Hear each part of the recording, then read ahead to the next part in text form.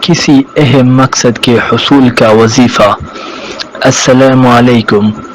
اگر آپ چاہتے ہیں کہ میرا یہ اہم مقصد پورا ہو جائے تو دن میں کسی بھی وقت مندرجہ ذیل وظیفہ پڑھ کر دعا مانگنے کا اہتمام کریں۔ انشاءاللہ تعالی اللہ تعالی آپ کی مراد پوری فرما دیں گے۔ وظیفہ نمبر 1، حسبنا اللہ و نعم الوکیل، سورہ آل عمران، رقم الآیہ 173، 41 مرتبہ پڑھے۔ نمبر 2، یا فتاح، 141 مرتبہ پڑھے۔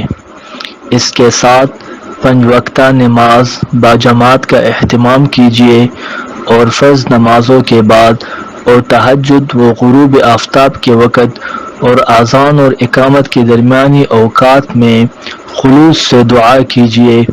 اس کے ساتھ